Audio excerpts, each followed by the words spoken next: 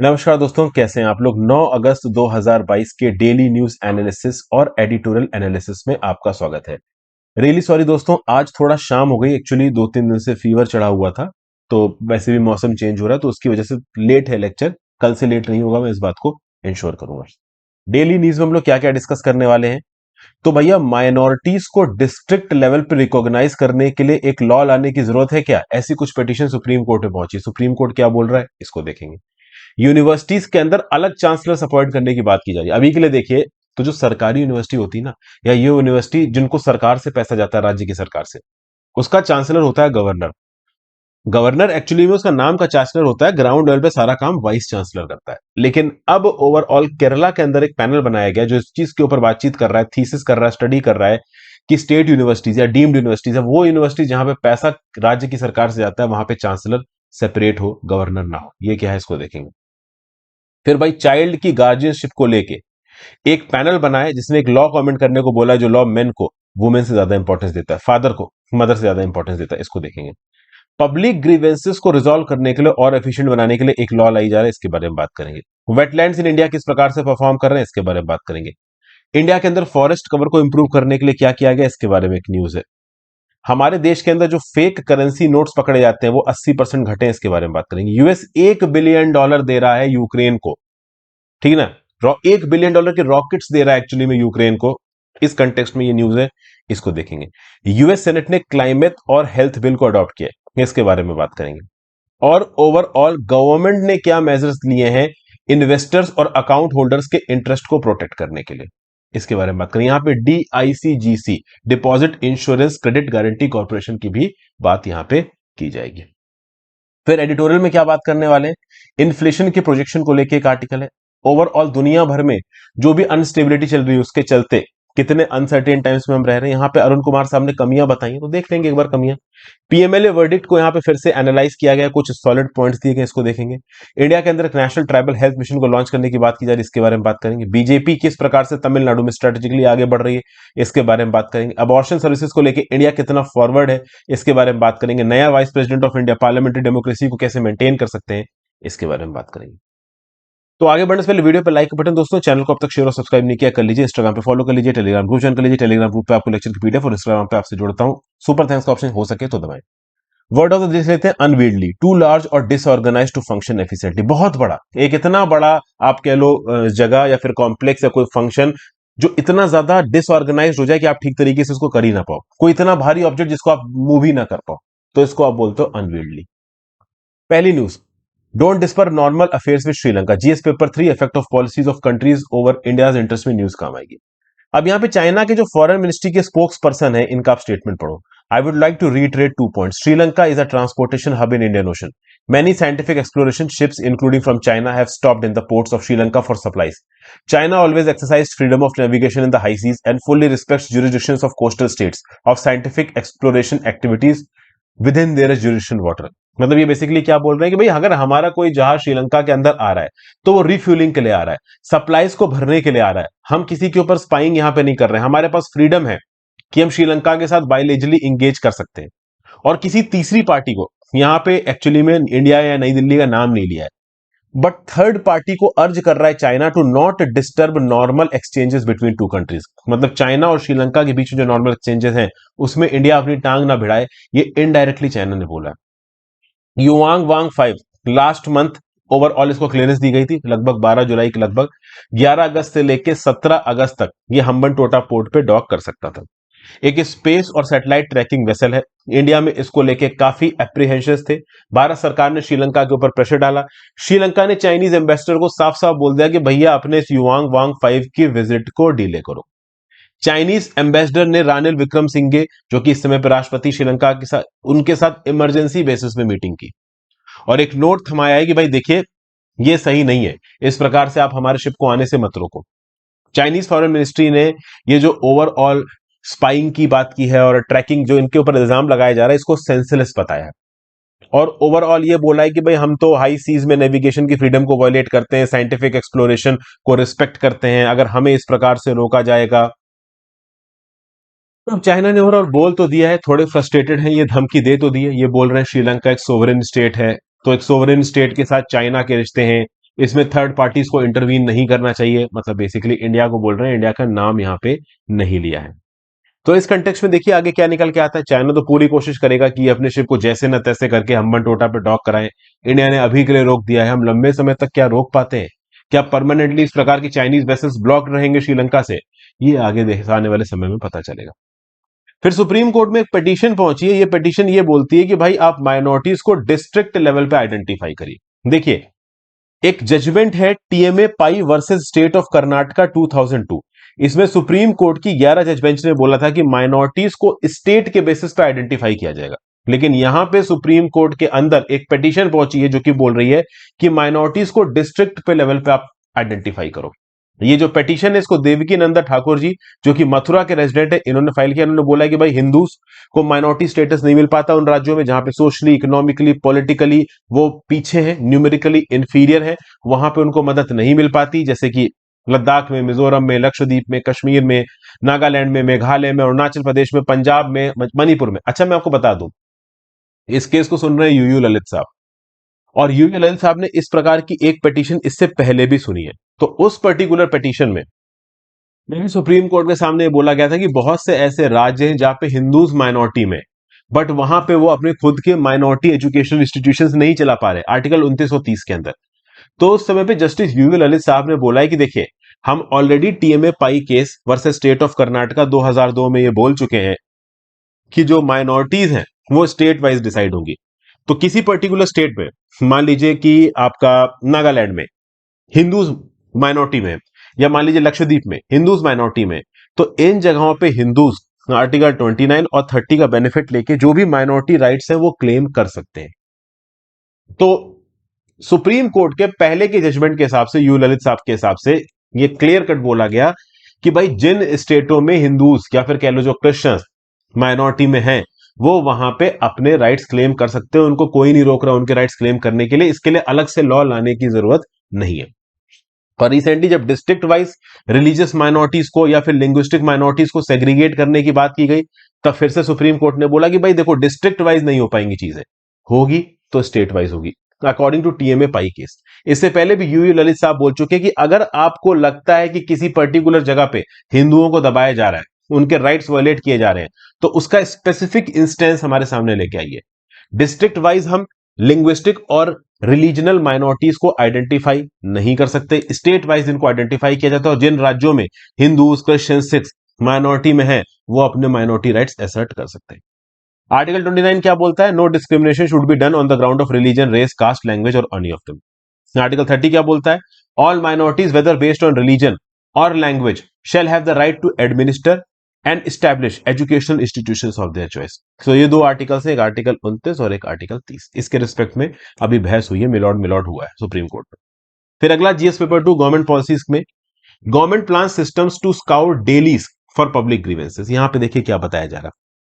देखिए, ministry of personnel public grievances and pension, इन्होंने एक पार्लियामेंट्री स्टैंडिंग कमेटी को बताया है कि ये एक टेक्नोलॉजी सॉल्यूशन बना रहे हैं। एक बार ये टेक्नोलॉजी सॉल्यूशन बन गया तो न्यूज़पेपर में जो भी कंप्लेन छपती है सरकारी डिपार्टमेंट के अगेंस्ट, या किसी सोशल मीडिया प्लेटफॉर्म पे किसी सरकारी डिपार्टमेंट के अगेंस्ट या किसी सरकारी इंप्लॉय के अगेंस्ट कोई कंप्लेन आती है, तो स्यू मोटो केस रजिस्टर होगा सीपी ग्राम पोर्टल पे, सेंट्रलाइज्ड पब्लिक ग्रीवेंस रिड्रेसल और मॉनिटरिंग सिस्टम पे।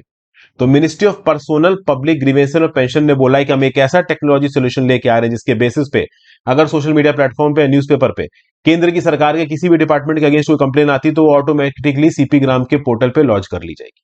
सीपी ग्राम का पोर्टल क्या है? It is an online platform, 24x7 citizen को अवेलेबल है। से इस पर्टिकुलर पोर्टल पे जो पब्लिक अथॉरिटीज है उनके अगेंस्ट अगर आपकी कोई ग्रीवेंसेस है तो आप कभी भी लॉन्च कर सकते हो सर्विस डिलीवरी को लेके। फिर यहाँ पे department of administrative reforms and public grievances की बात की जा रही है। ये बेसिकली जो डिपार्टमेंट है ये ministry of personnel public grievance and pensions के अंदर सीपी ग्राम पोर्टल चलाता है। तो department of administrative reforms and public grievances ने पार्लियामेंट्री पैनल को 2016 में ही बताया था कि मिनिस्ट्रीज, ऑर्गेनाइजेशंस और सारे डिपार्टमेंट से ये ऑलरेडी रिक्वेस्ट की गई है कि भाई आप समय समय पे न्यूज़पेपर के कॉलम को चेक करिए, और अगर आपको लगता है कि सरकारी स्कीम या किसी भी सरकारी सर्विस के रिस्पेक्ट में कोई कंप्लेन आई है तो उस कंप्लेन को लेके सीपी ग्राम पोर्टल में आप उस कंप्लेन को रजिस्टर करें, उसका जवाब दें। हालांकि 2016 में इसको इनफॉर्मल मैकेनिज्म की तरह शुरू किया गया था, लेकिन अब एग्रेसिवली टेक्नोलॉजी सॉल्यूशन के थ्रू इसको इंप्लीमेंट किया जाएगा। तो 119वीं action taken report of the committee on strengthening of grievance redressal mechanism of the government of India, इसमें इंफॉर्मेशन मेंशन की गई है। तो देखिए यहां पे क्या लिखा हुआ है, Ministries, departments do take cognizance of companies' complaints published in newspapers, social media, etc.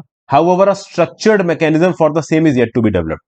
DARPG is working with IIT Kanpur team to develop a technology solution for the same. तो मतलब DARPG एक टेक्नोलॉजी सॉल्यूशन बना रही है IIT Kanpur के साथ मिलके।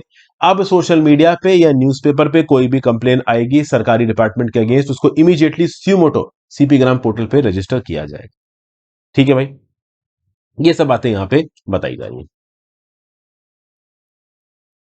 जब तक आप कह लो ये जो टेक्नोलॉजिकल सॉल्यूशन फॉर्मलाइज नहीं होता है, तब तक समय समय पे गाइडलाइंस अलग अलग मिनिस्ट्रीज को, डिपार्टमेंट्स को, ऑर्गेनाइजेशंस को इशू करती हो जाएंगी, ताकि न्यूज़पेपर से रेगुलरली आप सरकारी डिपार्टमेंट्स के अगेंस्ट जो कंप्लेन आ रही है उनको रजिस्टर करते रहिए।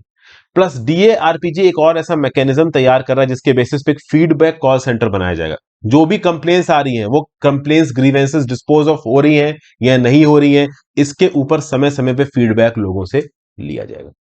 फिर अगली GS paper 3 Indian economy, 80% decline in value of fake currency notes. देखिए क्या काउंटरफीट जो नोट्स है बैंकिंग सिस्टम में रिड्यूस हुए हैं। 2016-17 में थे 43.47 करोड़, 2021-22 में थे 8.26 करोड़। देखा जाए तो 2021-22 में हमारे करेंसी सिस्टम में, हमारे सर्कुलेशन में लगभग 8.26 करोड़ के काउंटरफेट नोट्स है। 2016-17 में ये नंबर था 43.47। 80% की कटौती देखने को मिली है। ये फाइनेंस मिनिस्ट्री ने रिप्लाई देके बताया लोकसभा के अंदर। फिर एक और डाटा निकल के आ रहा है, 2016-17 में फर्जी करेंसी के 7.62 लाख पीसेस सर्कुलेट हो रहे थे, जो 2020-21 में 2.09 लाख पीसेस पे आ चुके हैं। और ये सब क्यों हुआ? क्योंकि गवर्नमेंट ऑफ इंडिया ने लीगल टेंडर स्टेटस हटा दिया किसका? 1000 रुपए के नोटों का, 500 रुपए के नोटों का। 8 नवंबर 2016 का डीमोनेटाइजेशन आपको याद होगा। तो इसके चलते फेक इंडियन करेंसी के नोट सिस्टम में कम हुए। देखिए ये बात तो बिल्कुल सही है, अगर करोड़ों की तादाद में भी किसी स्टेप से अगर आप कुछ भी फेक करेंसी नोटों कम कर रहे हो, एक अच्छी बात भी है। हालांकि उसके बाद भी बहुत सारी रिपोर्ट निकल के आई कि पाकिस्तान से और बांग्लादेश से बहुत सारे नए फेक करेंसी के नोट बन के इंडिया के अंदर आ रहे हैं। तो समय समय पे इस प्रकार की रिपोर्ट्स को भारत सरकार टेकअप करती है। नेशनल क्राइम रिकॉर्ड ब्यूरो के हिसाब से जो अलग अलग फेक करेंसी के नोट सीज किए हैं इन्फोर्समेंट एजेंसीज ने, 2017 में सीज किए थे 28 करोड़ के, 2020 में सीज किए हैं 92.1 करोड़ रुपीस के। तो इस कंटेक्स्ट में देखा जाए तो भाई नेबरिंग कंट्रीज से जो भी फेक करेंसी के नोट्स इंडिया के अंदर स्मगल होके आ रहे हैं, इनके अंदर एक ट्रेंड ऑफ रिडक्शन देखने को मिला है। मतलब हमारी नेशनल इन्वेस्टिगेशन एजेंसी ने टेरर फंडिंग और फेक करेंसी सेल भी बना रखा है। तो ये बेसिकली फोकस्ड इन्वेस्टिगेशन करते हैं टेरर फंडिंग के ऊपर और फेक करेंसी केसेस के ऊपर। इनफैक्ट गवर्नमेंट ऑफ इंडिया ने एक FICN कोऑर्डिनेशन ग्रुप भी बनाया है, जो कि समय समय पे इंटेलिजेंस और इंफॉर्मेशन शेयर करता है राज्य की और केंद्र की सिक्योरिटी एजेंसीज के साथ। एक ज्वाइंट टास्क फोर्स भी बनाई गई है इंडिया बांग्लादेश के बीच में, ताकि दोनों कंट्रीज के बीच में ट्रस्ट और कॉपरेशन बढ़ाया जा सके। FICN के आप कह लो फ्लो को रोका जा सके थ्रू एक्सचेंज ऑफ इंफॉर्मेशन, और स्मगलर्स की एक्टिविटीज को रोका जा सके, वगैरह वगैरह। तो इंडिया बांग्लादेश के बीच में जो मेमोरेंडम ऑफ अंडरस्टैंडिंग साइन हुआ है, इससे कहीं ना कहीं बांग्लादेश साइड से जो फर्जी नोट इंडिया के अंदर आते हैं उनको रोका। देखिए पाकिस्तान बॉर्डर को तो भारत सरकार ने जबरदस्त तरीके से सील किया है। तो कहीं से अगर ये फर्जी नोट इंडिया के अंदर घुसेंगे तो या तो वो घुसेंगे आपका नेपाल से या बांग्लादेश से। भूटान इस प्रकार की एक्टिविटीज में नहीं इन्वॉल्व रहता है।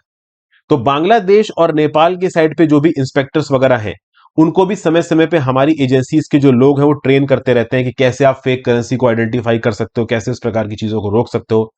1 अप्रैल 2022 को रिजर्व बैंक ऑफ इंडिया ने भी कई नए सारे सिक्योरिटी फीचर्स हमारे नोटों में इंट्रोड्यूस किए हैं, ताकि काउंटरफिटिंग नोटों की रोकी जा सके।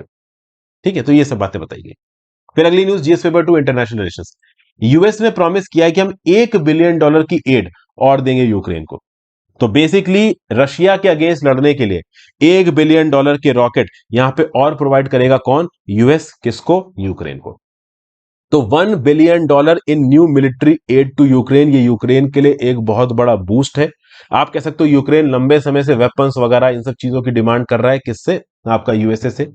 और रिसेंटली बहुत सारे वेपन्स दिए भी गए, जैसे for example HIMARS system US ने दिए हैं 16 रशिया के खिलाफ लड़ने के लिए। हिमार्स क्या होता है? High mobility artillery rocket system.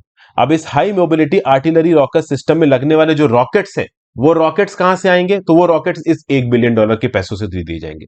फिर हजारों की तादाद में artillery rounds, mortar systems, javelins, ammunition और इक्विपमेंट, इस प्रकार की चीजें ओवरऑल यहां पे प्रोवाइड की जाएंगी यूएस के द्वारा। किसको? यूक्रेन को।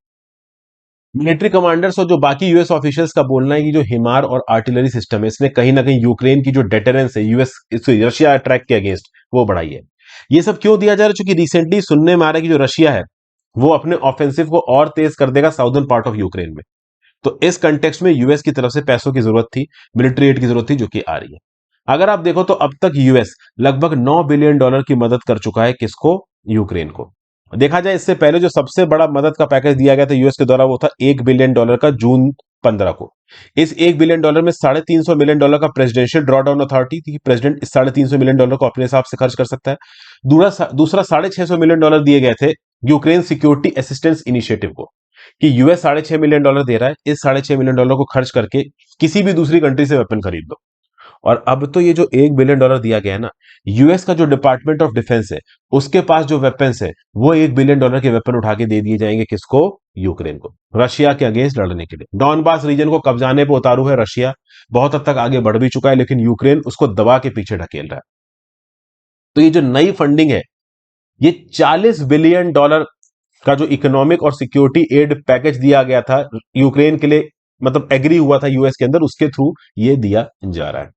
18वीं बार अगर आप देखो तो पेंटागन यहां पे इक्विपमेंट प्रोवाइड कर रहा है डिफेंस डिपार्टमेंट से यूक्रेन को, अगस्त 2021 से लेकर अब तक सबसे ज्यादा वेपन्स प्रोवाइड किए गए सिंस फरवरी 2022, जब रशिया ने ऑफेंसिव लॉन्च किया यूक्रेन के अगेंस्ट।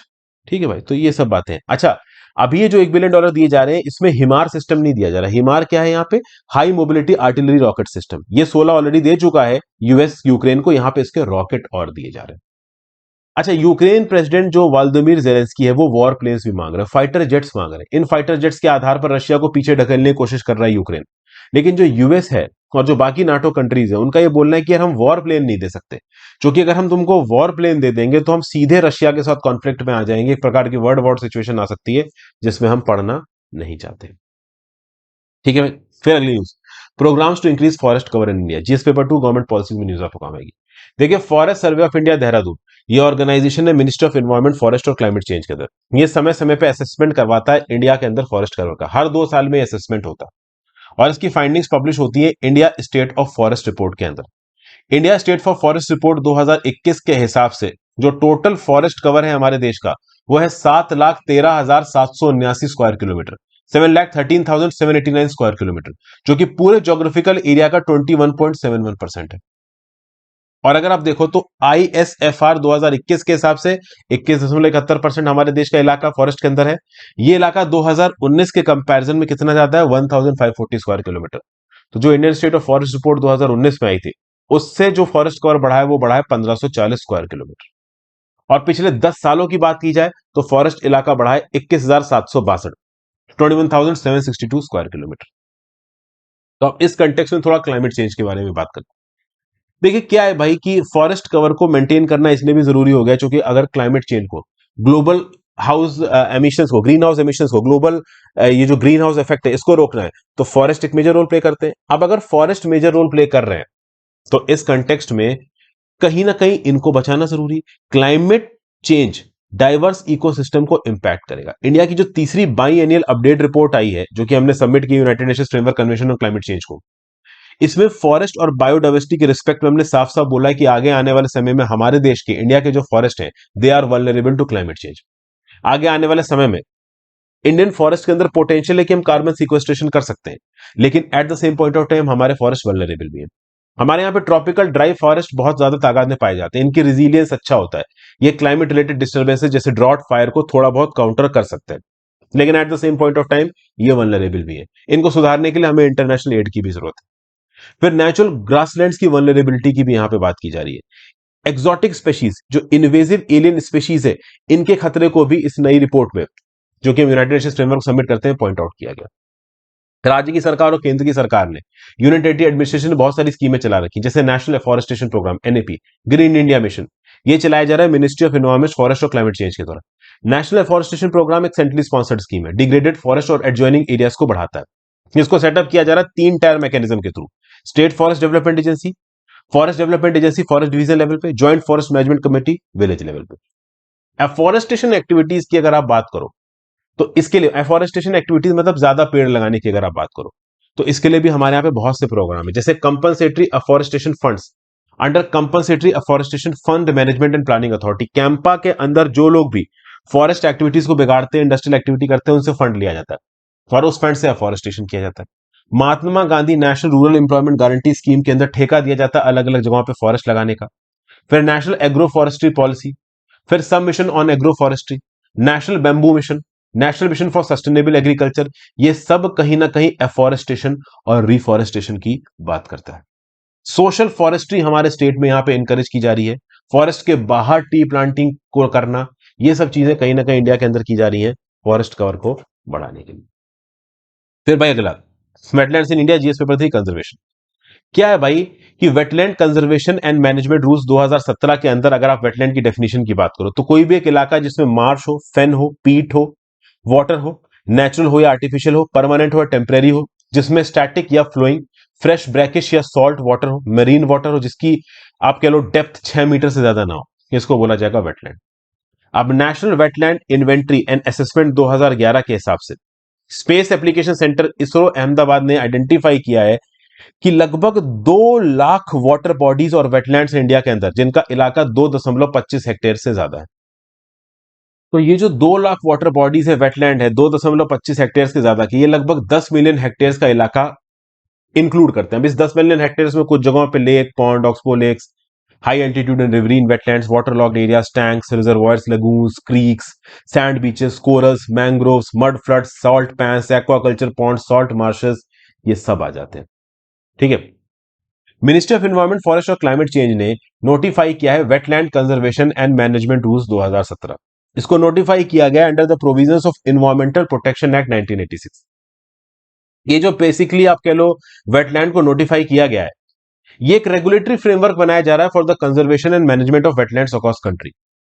आप कंजर्व करो, मैनेज करो, मेंटेन करो वेटलैंड्स के इकोलॉजिकल कैरेक्टर को। मिनिस्ट्री ऑफ एनवायरमेंट, फॉरेस्ट और क्लाइमेट चेंज ने अभी रिसेंटली सेंट्रली स्पॉन्सर्ड स्कीम भी इंप्लीमेंट की जिसका नाम है national plan for the conservation of aquatic ecosystem, जिसके थ्रू जो आइडेंटिफाइड वेटलैंड्स है इंडिया के अंदर उनको कंजर्व किया जाएगा, मैनेज किया जाएगा, और इसके लिए जो पैसा है वो शेयर किया जाएगा केंद्र की सरकार और राज्य की सरकार के बीच में, मतलब केंद्र की सरकार, राज्य की सरकार दोनों यहां पे पैसा देंगे। तो ये जो पर्टिकुलर स्कीम है, कौन सी स्कीम की बात हो रही है, तो जो सेंट्रली स्पॉन्सर्ड स्कीम है national plan for conservation of aquatic ecosystem, इसके अंदर क्या किया जा रहा है, तो interception, diversion and treatment of waste water, shore line का protection, lake front development, in situ cleaning, desilting, deweeding, storm water management, bio remediation, catchment area treatment, lake beautification, survey and demarcation, bio fencing, fisheries development, weed control, biodiversity conservation, education and awareness creation, community participation, ये सब इस scheme के अंदर cover किया गया। Four प्रॉन्ड approach की भी यहां पे बात की जा रही है। ब्रीफ डॉक्यूमेंट्स को बनाना, ecosystem health cards, wetland Mitra बनाना, इंटीग्रेटेड मैनेजमेंट प्लान बनाना based on health and specific threats facing the wetland, इसके बेसिस पे भी हम कंजर्वेशन और मैनेजमेंट कर सकते हैं इन वेटलैंड्स का। फिर ये जो एनपीसीए स्कीम है, फिर से वही national plan for conservation of aquatic ecosystems, ध्यान रखिएगा इसमें जो सेंट्रल असिस्टेंस है ये दी जाएगी इस आधार पे कि राज्य की सरकार किस प्रकार से इंटीग्रेटेड मैनेजमेंट प्लान्स को ग्राउंड लेवल पे इंप्लीमेंट कर रही है। अभी के लिए आप देखो तो मिनिस्ट्री ऑफ एनवायरमेंट, फॉरेस्ट और क्लाइमेट चेंज ने प्रपोजल सैंक्शन किए हैं 164 वेटलैंड्स के मैनेजमेंट के लिए, इसके लिए 1066 करोड़ रुपया एज केंद्र सरकार का शेयर यहां पे रिलीज किया गया। 64 वेटलैंड्स और वाटर बॉडीज को डेजिग्नेट किया गया है as wetland of international importance, इनको आप बोलते हो रामसर साइट्स, रामसर कन्वेंशन के अंदर। टोटल एरिया ये कवर करते हैं 1.25 मिलियन हेक्टेयर्स तक। इन 64 रामसर साइट्स में 38 डेजिग्नेट की गई है पिछले 7 सालों। ओके, एक डेडिकेटेड वेब पोर्टल भी वेटलैंड्स के लिए यहां पे डेवलप किया गया। ओके, इस पर्टिकुलर वेब पोर्टल से पब्लिकली अवेलेबल इंफॉर्मेशन और नॉलेज प्लेटफॉर्म पाया जा सकता है, knowledge sharing, information dissemination, host capacity building material, ये सब यहां पे प्रोवाइड किया जाएगा। एक centre for wetland conservation and management भी यहां पे बनाया गया है national centre for sustainable coastal management के अंदर।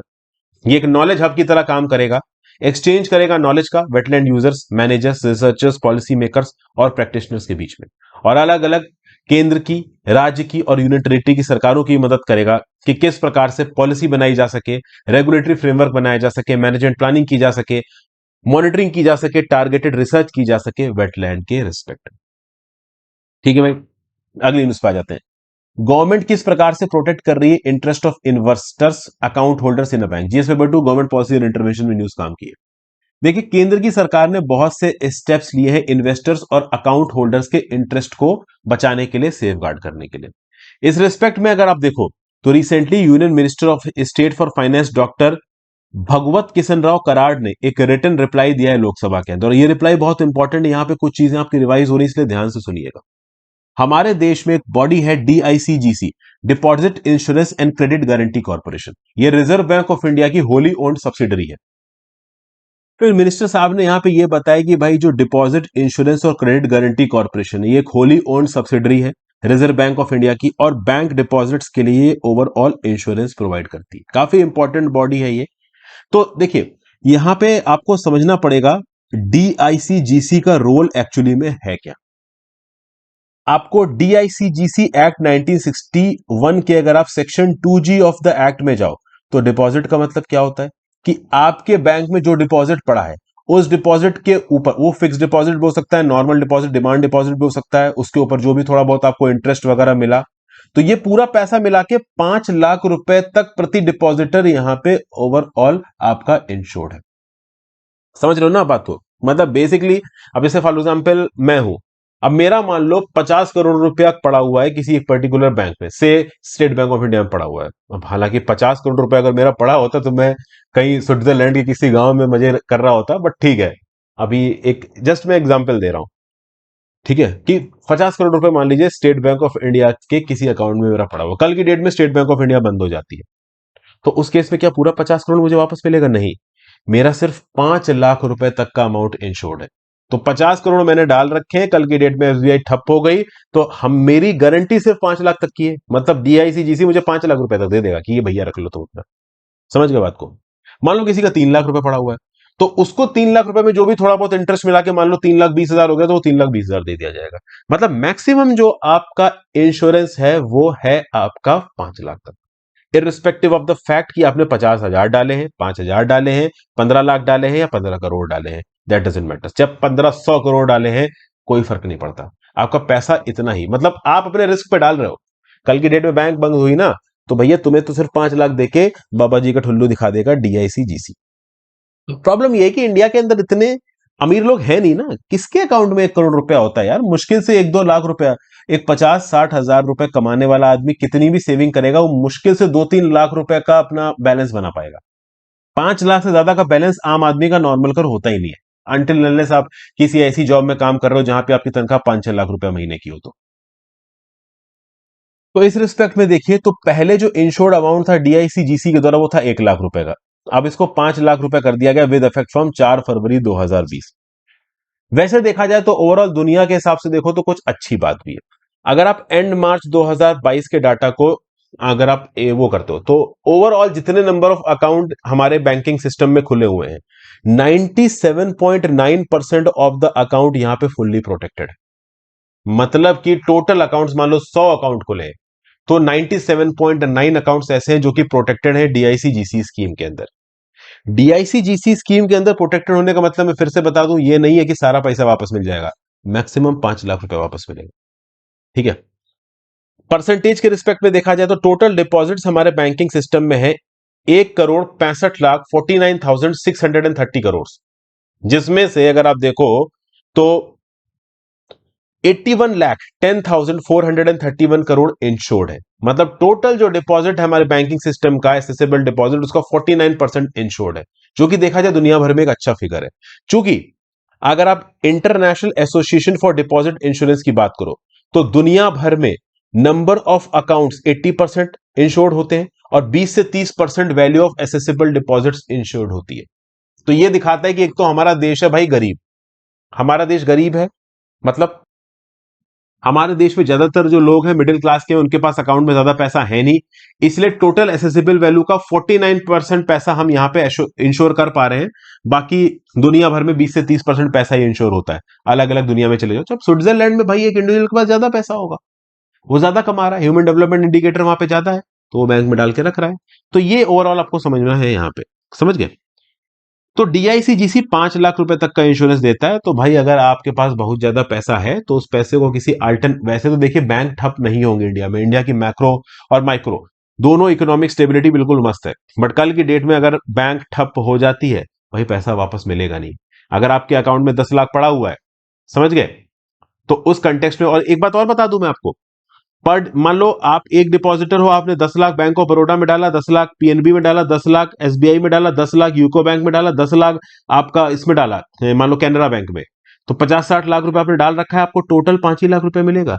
ये नहीं है कि अलग अलग बैंकों में अकाउंट है तो हर बैंक 5-5 लाख रुपए आपको वापस देता फिरेगा। पर डिपॉजिटर सारे बैंकों से सिर्फ 5 लाख रुपए वापस मिलेगा, कल की डेट में अगर बैंक बैठ गया तो, समझ गए।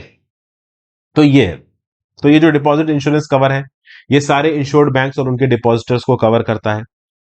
फिर यहां पे कुछ अमेंडमेंट्स की भी बात की गई है भाई, जैसे कि for example deposit insurance and credit guarantee corporation amendment act 2021 आया, विद इफेक्ट फ्रॉम 1 सितंबर 2021। इसमें एक नया सेक्शन इंट्रोड्यूस किया गया, वो था सेक्शन 18A।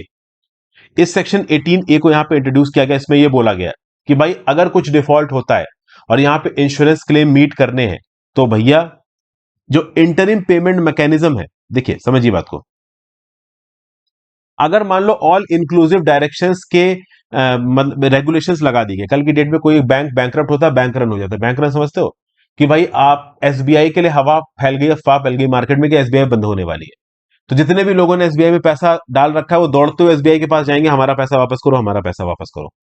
तो उस कंटेक्स्ट में आरबीआई को प्ले में आना पड़ेगा। आरबीआई यहां पे सारे पैसे के ऊपर फ्रीज लगा देगा और फिर आरबीआई डीआईसीजीसी को डायरेक्शंस देगा कि भैया 90 दिन के अंदर ही जो 5 लाख का इंश्योरेंस क्लेम है इसको फुलफिल करो, समझ गए। तो ये ओवरऑल यहां पे तरीका है।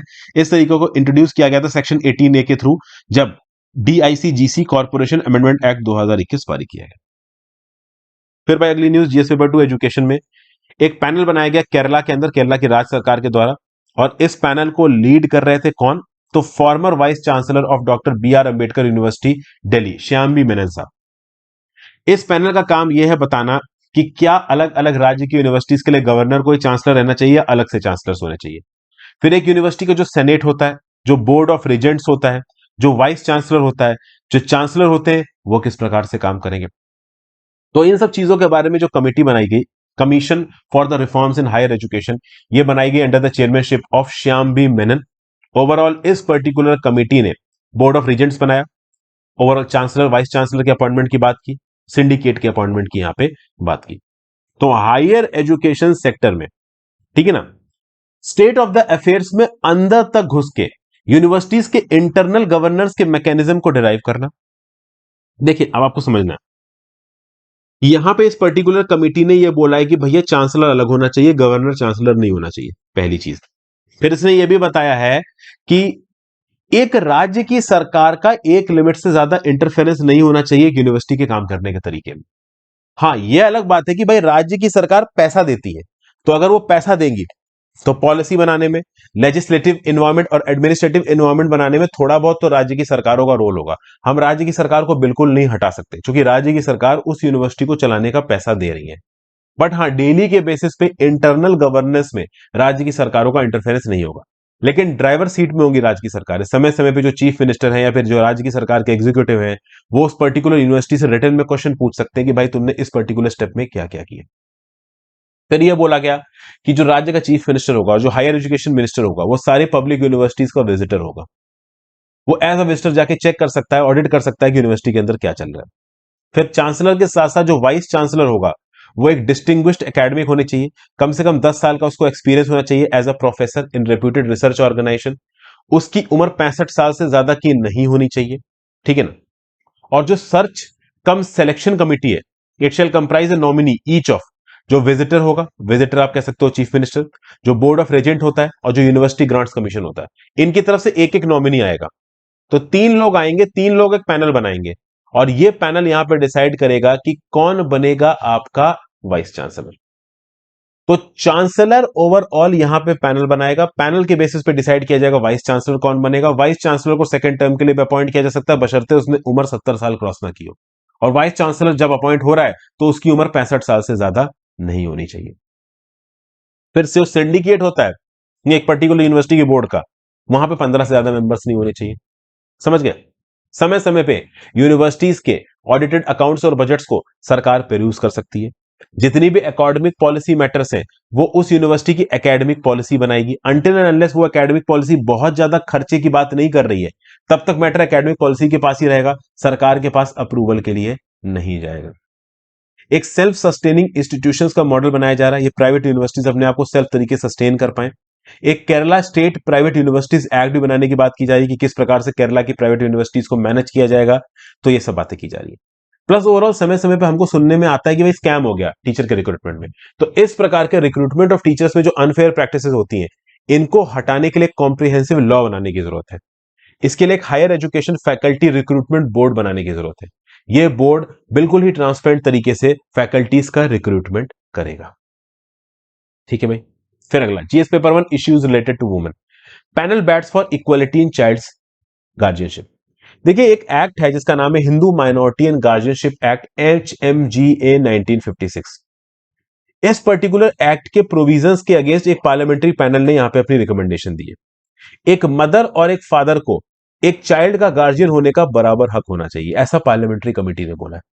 अब देखिए क्या लिखा हुआ है, ये जो एक्ट है, the said act does not provide for joint guardianship nor does it recognise the mother as the guardian of minor legitimate child unless the father is deceased और इज फाउंड अनफिट। मतलब इस Hindu minority, minority मतलब जो बच्चे छोटे हैं, and guardianship act में जो बच्चे छोटे हैं उनकी जो गार्जियनशिप होगी वो पहले बाप के पास जाएगी फिर मां के पास जाएगी, अनटिल अनलेस बाप की मृत्यु ना हो गई और बाप अनफिट ना हो। अब ये चीज डिस्क्रिमिनेट करती है आर्टिकल 14 और 15 के हिसाब से। एक बच्चे की गार्जियनशिप जितनी बाप की है उतनी मां की। इस एक्ट के अंदर बाप को ज्यादा इंपॉर्टेंस दी गई है, मां को कम इंपॉर्टेंस दी गई है। तो इक्वल ट्रीटमेंट यहां पे देना चाहिए मां और बाप को एज नेचुरल गार्जियंस। और इसीलिए ये पार्लियामेंट्री पैनल, ये पार्लियामेंट्री कमेटी क्या बोल रही है कि HMGA हिंदू माइनॉरिटी और गार्जियनशिप एक्ट 1956 को अमेंड करो और भाई मां और बाप दोनों को इक्वल नेचुरल गार्जियंस बनाओ। Department related parliamentary standing committee on personnel public grievances law and justice ने बोला। इन्होंने अपनी रिपोर्ट टेबल की मंडे को, रिपोर्ट का टाइटल था review of guardianship and adoption law. तो बेसिकली नेचुरल गार्जियनशिप की अगर यहां पे आप बात कर रहे हो तो सेक्शन 6 ऑफ HMGA यहां पे क्या बोलता है कि अगर हिंदू माइनर बॉय है या फिर हिंदू माइनर अनमैरिड गर्ल है तो फादर नेचुरल गार्जियन है और उसके बाद आता है मां का नंबर। सेक्शन 7 क्या बोलता है कि अडॉप्टेड सन की बात की जा रही है, तो अडॉप्टेड सन में भी नेचुरल गार्जियनशिप के केस में अगर सन माइनर है तो पहले बाप आएगा उसके बाद मां आएगी। तो बाप को पहले इंपॉर्टेंस दी जा रही है, मां को बाद में इंपॉर्टेंस दी जा रही है। तो this is a violation of rights of a female in accordance with article 14 and 15 of the constitution of India. इसलिए HMGA एक्ट को यहां पे बदलने की जरूरत है, अमेंड करने की जरूरत है, ऐसा बताया जा रहा है। ठीक है भाई। फिर अगली news, US senate appoints adopts climate health bill. GS paper 3 climate change में न्यूज आपको काम आएगी। 18 महीने के आर्डस निगोसिएशंस के बाद और पूरे 1.5 दिन तक और पूरी रात यहां पे डिबेट चलती रही, यूएस सेनेट ने पास किया है जो बाइडेन का ambitious climate tax and health care programme. इसमें जो टोटल खर्चा किया जाएगा वो किया जाएगा $430 बिलियन का। अपने आप में बहुत बड़ा अमाउंट है। $1 बिलियन होता है 8,000 करोड़ रुपया। और 430 को 8 से मल्टीप्लाई करोगे तो 8 3 24, 2 8 चौक 32, 34, 3440 और उसके बाद 1,000 यानी यूनिट 10 100 1000 34,40,000, लगभग आप कह सकते हो 35 लाख करोड़ का यह बिल है। इस बिल के ऊपर अगर आप देखो तो एक टाई ब्रेकिंग वोट डाला वाइस प्रेसिडेंट कमाला हैरिस ने, जो कि यहां की सेनेट की हेड हो जाती है, और फाइनली ये बिल पास हो गया। अब ये जाएगा हाउस ऑफ रिप्रेजेंटेटिव्स के पास और हाउस ऑफ रिप्रेजेंटेटिव में पास हो जाना चाहिए। डेमोक्रेट्स के पास ठीक ठाक मेजोरिटी है वहां पे। तो इस पर्टिकुलर बिल के थ्रू क्लाइमेट के ऊपर भी, टैक्स के ऊपर भी और हेल्थ केयर के ऊपर भी पैसा यहां पे एलोकेट किया गया। अब इस कंटेक्स्ट में देखो तो यूएस क्लाइमेट के ऊपर अच्छा खासा पैसा खर्च करेगा। अगर आप देखें तो $370 बिलियन यहां पे यूएस करेगा खत्म 2030 तक ग्रीन हाउस गैस एमिशंस को कम करने के लिए 40% तक। देखिए दुनिया भर में यूएस को क्रिटिसाइज किया जाता है कि यूएस दुनिया का बाप बना फिरता है, लेकिन इन्वायरमेंटल अकाउंटेबिलिटी यूएस अपनी नहीं दिखा रहा है। तो इस कंटेक्स्ट में अगर $370 बिलियन जो बाइडेन खत्म कर रहा है इन्वायरमेंटल एमिशंस को कम करने के लिए, तो अपने आप में एक बड़ी बात है। तो इस कंटेक्स्ट में जो बाइडेन के लिए एक बड़ी विक्ट्री है। बड़े लंबे समय से इन्वायरमेंटल एजेंडा पे यूएस को रिस्पॉन्सिबल बनाने की बात कर रहे थे जो बाइडेन, और फाइनली इस बिल को पास कराने के बाद, ये $370 बिलियन खर्च करने के बाद ये ऐसा बना पाएंगे। और ग्लोबल क्लाइमेट में भी यूएस को एक हवा मिलेगी। ओवरऑल दुनिया भर की कंट्रीज जो कि यूएस को इररिस्पॉन्सिबल समझती हैं, कहीं ना कहीं उनको लगेगा कि नहीं भाई, यूएस इररिस्पॉन्सिबल नहीं है, रिस्पॉन्सिबल है। फिर यहां पे एक और बिल है, इन्फ्लेशन रिड्यूशन एक्ट। इसमें ओवरऑल यूएस के लोगों के लिए चीजों के दाम को कम करने की बात की जा रही है। वो अमेरिकन जो कि एक इलेक्ट्रिकल कार खरीदते हैं, इलेक्ट्रिकल कार खरीदेंगे तो एनवायरमेंटली वो सही है, पेट्रोल डीजल गैसोलीन नहीं बनानी पड़ेगी। तो $7,500 तक का टैक्स इंसेंटिव उस इंडिविजुअल को दिया जाएगा जो एक इलेक्ट्रिकल कार खरीदता है। फिर अगर कोई इंडिविजुअल अपने घर के ऊपर सोलर रूफ पैनल लगाता है तो उसको 30% का यहां पे डिस्काउंट किया जाएगा। जो इन्वायरमेंटल सस्टेनेबल वे से अपनी डेली लाइफ को जी रहा है, उसको यहां पे फाइनेंशियल मदद दी जा रही है। फिर इस लेजिस्लेशन के थ्रू मिलियंस ऑफ डॉलर्स दिए जाएंगे फॉरेस्ट को प्रोटेक्ट करने के लिए, कंजर्व करने के लिए। यूएस बहुत हद तक वाइल्ड फायर से अफेक्टेड रहा है। रिकॉर्ड हीट वेव्स आई हैं यूएस में जो कि ग्लोबल वार्मिंग से लिंक है। तो इन हीट वेव्स के चलते ओवरऑल वाइल्ड फायर्स हुई हैं। तो इन वाइल्ड फायर्स को कम करने के लिए फॉरेस्ट को प्रोटेक्ट करना जरूरी है, तो उसका भी यहां पे ओवरऑल प्रावधान किया गया है। टैक्स क्रेडिट दिया जाएगा बिलियंस ऑफ डॉलर्स का। जो हमारी वर्स्ट पॉलिटिक इंडस्ट्रीज है यूएस की, मतलब उनको ग्रीन मेथड्स पे अडॉप्ट करने के लिए यहां पे पैसा दिया जाएगा। अब इस कंटेक्स्ट में कुछ लिबरल डेमोक्रेट्स नाराज हो गए कि ये सही नहीं है, इस प्रकार से पैसा बांटना सही नहीं है, इंडिया चाइना जैसी कंट्रीज तो दबा के ग्रीन हाउस गैस एमिशन कर रही है, हम ही यहां पे अपना पैसा क्यों कम कर रहे हैं। ये सब बातें भी ओवरऑल यहां पे बोली गई। फिर जो सेनेटर्स थे, ओवरऑल जब इसकी डिबेट शुरू हुई सैटरडे को, तो फाइनल पासेज संडे को हुआ है आफ्टरनून में, और उसके बीच में एक प्रोसीजर आया है, इसको मैराथन प्रोसीजर बोला गया, वोट ए रामा। वोट ए रामा में क्या होता है कि जब सेनेट में कोई बिल पास होने के लिए आएगा तो उस बिल के ऊपर आप अमेंडमेंट मूव कर सकते हो। अब कितने अमेंडमेंट मूव हो सकते हैं, उन अमेंडमेंट के ऊपर डिस्कशन किस हिसाब से होगा। फिर मान लो कोई अमेंडमेंट मूव हुआ, कुछ लोग बोल रहे हैं ये सही है, कुछ लोग बोल रहे हैं गलत है, फिर वो पार्लियामेंट्री स्टैंडिंग कमेटी को रेफर हो गया तो प्रॉब्लम हो जाती है। अब यूएस के प्रेसिडेंशियल सिस्टम में स्टैंडिंग कमिटीज उस हिसाब से नहीं है जिस हिसाब से हमारे यहां पे, बट फिर भी कमिटीज हैं वहां पे। तो बिल ओवरऑल इन अमेंडमेंट्स की वजह से रुक सकता था, बट फॉर्चुनेटली ऐसा हुआ नहीं, ये बिल पास हुआ है। फिर इस बिल के अंदर हेल्थ केयर इनिशिएटिव्स के लिए $64 बिलियन एलोकेट किया जाएगा। ड्रग कॉस्ट कम की जाएगी। अगर ये पर्टिकुलर बिल पास हो गया तो वो दवाइयां जो कि यूएस में बाकी डेवलप्ड कंट्रीज के मार्केट से 10 गुना महंगी बिकती थी, उनके दाम भी यहां पे कम होते नजर आएंगे। अब सबसे खास बात यह पे यह है कि $430 बिलियन यूएस की सरकार खर्च तो देगी, पैसा कहां से लाएगी।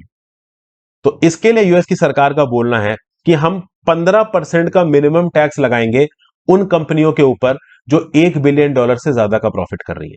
तो वो कंपनीज जो $1 बिलियन से ज्यादा का प्रॉफिट कर रही है उनके ऊपर 15% का मिनिमम टैक्स लगाया जाएगा। इससे यूएस की सरकार के लिए $258 बिलियन की इनकम बढ़ जाएगी अगले 10 सालों में, ऐसा एस्टिमेट किया जा रहा है। हालांकि जो डोमेस्टिक इंडस्ट्रीज हैं वो डेफिनेटली नाराज होंगी। यूएस अपने टैक्स एडमिनिस्ट्रेशन में बहुत ज्यादा स्ट्रांग है, और इसीलिए आप देखो तो बहुत सारी यूएस कंपनी ने अपने हेडक्वार्टर्स हांगकांग में, लंदन में, मॉरिशस जैसी कंट्रीज में बना रखे हैं ताकि वो यूएस के एक्स्ट्राऑर्डिनरी टैक्स पेमेंट अवॉइड कर सके। इसके लिए पूरी दुनिया में वन वर्ड वन टैक्स की भी बात कर रही जा रही है, हालांकि अभी वो इंप्लीमेंट नहीं हुआ। तो भैया करंट अफेयर्स तो यहाँ पे खत्म होता, काफी बड़ा यहाँ पे करंट अफेयर्स था, बट चलिए इसको हमने किसी तरह से खत्म किया। अब आ जाते हैं हम अपने एडिटोरियल डिस्कशन पे। अगर अब तक आपने वीडियो पे लाइक और शेयर का बटन नहीं दबाया दोस्तों, जरूर दबा दीजिए। ये जो पहला आर्टिकल है इसको लिखा है अरुण कुमार साहब ने। ये प्रोफेसर है इकोनॉमिक्स के जवाहरलाल नेहरू यूनिवर्सिटी में। अब ये कुछ प्रॉब्लम्स बता रहे हैं, यहाँ पे इनकी प्रॉब्लम्स को समझने की कोशिश करते हैं। इनका ये बोलना है कि भाई दुनिया भर में अनस्टेबिलिटी बहुत बढ़ गई है। देखिए बात तो सही है, अनस्टेबिलिटी तो बढ़ गई है। फेडरल रिजर्व ने अपने बेंचमार्क इंटरेस्ट रेट को बढ़ा दिया है 0.75% से। तो इससे क्या है कि अब यूएस का जो सरकारी बैंक है वो कम इंटरेस्ट रेट पे मार्केट में पैसा नहीं निकाल रहा। जब वो कम इंटरेस्ट रेट पे मार्केट में पैसा निकाल रहा था, दुनिया भर के लोग यूएस के मार्केट से पैसा उठा के दुनिया भर में इन्वेस्ट कर रहे थे। इंडिया के स्टॉक मार्केट में भी ऐसा बहुत सा पैसा आ गया था, बट अब ऐसा नहीं हो रहा है। तो इस कंटेक्स्ट में अगर आप देखें तो रिजर्व बैंक ऑफ इंडिया ने भी फेडरल रिजर्व की तरह जो हमारा बेंचमार्क रेपो रेट है इसको बढ़ा दिया है। अभी रिसेंटली 50 बेसिस पॉइंट्स बढ़ाया गया, समझ गए। तो मॉनेटरी पॉलिसी कमेटी की मीटिंग के चलते हम भी फेडरल रिजर्व की तरह अपना बेंचमार्क पॉलिसी रेपो रेट बढ़ा रहे हैं। अब दुनिया भर के इश्यूज की बात कर रहे हैं अरुण कुमार साहब। अरुण कुमार साहब बोल रहे हैं कि भाई वर्ल्ड इकोनॉमी हिली पड़ी है और इंडियन इकोनॉमी का उसके ऊपर इफेक्ट आ रहा है। दो क्रूशियल प्रॉब्लम्स इस समय पे हमारे सामने, एक तो रशिया यूक्रेन वॉर जो कि बहुत बड़ी प्रॉब्लम क्रिएट कर रहा है, दूसरा चाइना के अंदर जो जीरो कोविड पॉलिसी है उसके चलते समय समय पे चाइना के इंडस्ट्रियल टाउन्स में बड़े लॉकडाउन लगा दिए जाते हैं। अब इन लॉकडाउन के चलते दुनिया भर की ग्लोबल सप्लाई चेन्स डिस्टर्ब हो जाती हैं, इससे अनसर्टेनिटी आ जाती है, लोगों का जो इंपोर्ट कैलेंडर होता है वो डिस्टर्ब हो जाता है, इस प्रकार की बहुत सी प्रॉब्लम होती है। फिर अर्ली 2020 से अगर आप देखो तो सार्स CoV-2 वायरस ने भी ग्लोबल अनसर्टेनिटी कॉज की है। कोविड-19 की जो अलग अलग वेव्स आई हैं, उन्होंने ह्यूमन एक्टिविटी को यहां पे रोका है। प्रोडक्शन में लॉस हमें यहां पे देखने को मिला है। सप्लाई बॉटलनेक्स प्रॉब्लम हो गई है। प्राइस राइज हुआ है, इन्फ्लेशन हुआ है, लोगों की जो रियल इनकम्स है वो यहां पे कम हुई है। डिमांड में यहां पे गिरावट देखने को मिली है। इकोनॉमी एक स्लो डाउन की तरफ जा रही है। और आगे आने वाले समय में अगर एक और कोविड की वेव आ जाती है और लॉकडाउन लगता है तो प्रॉब्लम होगी। हालांकि दुनिया भर में लॉकडाउन की जो इंसिडेंसेज है इनको कम कर दिया गया है। लॉकडाउन अब उतने बड़े स्केल पे नहीं लगाए जा रहे हैं, क्योंकि लॉकडाउन लग जाता है तो उसका इकोनॉमिक इंपैक्ट बहुत ज्यादा एडवर्स होता है। और एक और वजह से लॉकडाउन लगाया जा रहा है कि भाई लोगों की वैक्सीनेशन हो गई है, इम्यूनिटी आ गई है, जो नए म्यूटेंट है वो उतने खतरनाक नहीं है, तो चलो भाई ठीक है। लेकिन चाइना अपनी जीरो कोविड पॉलिसी को बहुत प्रॉपर तरीके से देखता है। चाइना के अंदर तो घरों में लॉक कर दिया भाई लोगों को, लोग चिल्ला रहे थे शाम को, बट कोई फर्क नहीं पड़ता भाई, लॉकडाउन में रहो। दुनिया भर में इकोनॉमी बंद होती है, बंद हो भाई, डिक्टेटरशिप है, कुछ भी कर सकते हैं। फिर एक और बवाल है, मंकी पॉक्स वायरस फैल रहा है, 80 कंट्रीज में फैल चुका है। वर्ल्ड हेल्थ ऑर्गेनाइजेशन को कॉन्फिडेंस है कि ये उतना बड़ा थ्रेट नहीं बनेगा, बट अब थ्रेट तो थ्रेट है, बन भी सकता है भाई। तो ये बड़ी प्रॉब्लम्स यहां पे बताई जा रही है अरुण कुमार जी के द्वारा। Russia Ukraine war, supply chains का टूटना, मंकी पॉक्स। ठीक है। अब इस वॉर के चलते जो सैंक्शंस लगाए गए, इससे दुनिया दो भागों में बंटती नजर आ रही है। एक तरफ आपको रशिया चाइना नजर आ रहे हैं और दूसरी तरफ बाकी दुनिया नजर आ रही है। अब इस कंटेक्स्ट में इंडिया को प्रॉब्लम हो सकती है, क्योंकि क्या है कि रशिया के ऊपर बड़े सैंक्शंस लगे हैं और इंडिया रशिया से इंपोर्ट कर रहा है। तो उस कंटेक्स्ट में इंडिया के ऊपर भी आगे आने वाले समय में कुछ सैंक्शंस आ सकते हैं। चाइना पे भी आ सकते हैं, क्योंकि चाइना बहुत ज्यादा रशिया अलाउंड है, और बहुत ज्यादा रशिया लैंड हो गए तो हल्के फुल्के चाइना सैंक्शंस तो चाइना भी अट्रैक्ट करेगा। तो जो फ्यूचर है ओवरऑल वर्ल्ड इकोनॉमी का, ये थोड़ा हिला हुआ सा नजर आ रहा है। अब इसको कैसे रोका जाएगा, कैसे सॉर्ट आउट किया जाएगा, इसके बारे में तो यहां पे कोई बहुत कंक्रीट चीज आपके अरुण कुमार साहब बता नहीं रहे। इंडिया के रिस्पेक्ट में ये बोल रहे हैं कि इंडिया में हमारे पास बहुत सारे मैक्रो इकोनॉमिक वेरिएबल्स का डाटा नहीं है। हमारी जो डाटा रिपोर्टिंग है वो काफी हिरी हुई है। तो आगे आने वाले समय में कुछ सर्टेन सेक्टर्स में हम किस प्रकार से परफॉर्म करेंगे, इसका हमें देखिए ज्यादा आइडिया है नहीं। मैक्रो इकोनॉमिक वेरिएबल्स हमारे बहुत हद तक हिले हुए हैं। ठीक है। तो ऑथर बोल रहे हैं कि भाई एग्रीकल्चर के अलावा हमारे पास और अनऑर्गेनाइज सेक्टर का डाटा नहीं है। ऑर्गेनाइज सेक्टर में भी जो डाटा है वो हमारे पास बहुत ज्यादा कम है। तो जब भी हमारे सामने कोई प्रॉब्लम होती है, हमारे पास कोई डाटा ही नहीं होता है कि किस सेक्टर में हम किस प्रकार से कितने लोगों की हमें मदद करनी है। कंजम्पशन बास्केट हमारा हिला हुआ है। सर्विसेज के दाम बढ़ते जा रहे हैं, उनके ऊपर एक्सपेंडिचर बढ़ता जा रहा है, लोगों की कमाई नहीं बढ़ रही है। हेल्थ और एजुकेशन एक्सपेंडिचर पेंडेमिक के दौरान बहुत तेजी से बढ़ा है। अपर क्लासेस में उतना फर्क नहीं आया, बट पुअर की कमर तोड़ के रख दी है। तो कमियां बहुत बता रहे हैं यहाँ पे अरुण कुमार साहब। हालांकि कोई बहुत आप कह लो कंक्रीट सॉल्यूशन इनके थ्रू यहाँ पे नहीं बताया गया, पर ठीक है, उसमें ज्यादा न जाते हुए अगले आर्टिकल पे चलते हैं। PMLA verdict, due process will be bulldozed. यहां पे ओवरऑल अभी सुप्रीम कोर्ट का एक जजमेंट आया Vijay Madan Lal Chaudhary versus union of India में। और यहां पे मनी लॉन्ड्रिंग के रिस्पेक्ट में सरकार को और इन्फोर्समेंट डायरेक्टरेट को जबरदस्त ताकत दे दी गई सुप्रीम कोर्ट के द्वारा। तो Vijay Madan Lal Chaudhary versus union of India के अंदर सुप्रीम कोर्ट ने जो जजमेंट दिया, उसके लिए सुप्रीम कोर्ट को बहुत सारे अलग अलग लोगों ने क्रिटिसाइज किया है। बट इस पर्टिकुलर आइडिया में जो इस आर्टिकल में जो पॉइंट्स दिए गए वो पॉइंट्स यार बड़े अच्छे लगे। शदान फरासाद जी ने इस आर्टिकल को लिखा है। सुप्रीम कोर्ट ऑफ इंडिया में ये एक एडवोकेट है, क्या बोल रहे हैं ये समझिए। Prevention of money laundering act 2002, इसको समय समय पे अमेंड किया जाता रहा है, इसको पीएमएलए एक्ट बोलते हैं, और अमेंड करके इसको ताकत दी जाती है। अब जब भी मनी लॉन्ड्रिंग की बात आती है ना दोस्तों, किसी ना किसी और क्राइम के साथ जुड़ा हुआ होता है। मनी लॉन्ड्रिंग अपने आप में तो एक क्राइम है ही, लेकिन मनी लॉन्ड्रिंग का जो एलिमेंट निकल के आता है ना, वो किसी एक और क्राइम के साथ निकल के आता है, जिसको आप बोलते हो प्रेडिकेट ऑफेंस। सर समझ गए? अब बोलोगे आप सर प्रेडिकेट ऑफेंस क्या है, तो आप समझिए। नीरव मोदी ने पीएनबी में घपला किया, पीएनबी में घपला किया, वो अलग क्राइम है। उस घपले से जो पैसा कमाया, उस पैसे को मनी लॉन्ड्रिंग के थ्रू दुनिया भर की कंपनी में घुमाया। तो मनी लॉन्ड्रिंग का एंगल आया, बट उससे पहले एक और ऑफेंस हुआ घपले का पीएनबी के अंदर, इसको आप क्या बोलोगे? Predicate offence. समझ गए? तो पीएमएलए एक्शन में आता है किसी एक दूसरे क्राइम के साथ, और जिस क्राइम के साथ वो एक्शन में आ जाता है, रोल में आ जाता है, उसको आप बोलते हो प्रेडिकेट ऑफेंस। ठीक है। अब सबसे बड़ा चैलेंज जो पीएमएलए के अंदर जो ईडी को ज्यादा ताकत दी गई थी, और पीएमएलए के अमेंडमेंट्स को जो गलत बताया जा रहा था, किस पर्टिकुलर पिटीशन में, Vijay Madan Lal Chaudhary versus union of India में, जहां पे सुप्रीम कोर्ट ने ईडी और पीएमएलए के फेवर में बात की है, उसमें यह बोला गया कि अगर आप इंडियन पीनल कोड 1860 में जाते हो, या फिर मान लीजिए प्रिवेंशन ऑफ करप्शन एक्ट में जाते हो, तो यहां पे जो प्रेडिकेट ऑफेंसेस हैं, ये रेगुलर पैनल लॉ की कैटेगरी में आते हैं। देखिए अभी क्या हुआ है, सुप्रीम कोर्ट ने पीएमएलए के रिस्पेक्ट में जो गाइडलाइंस दी है ना, उसमें पता है क्या बोला गया है?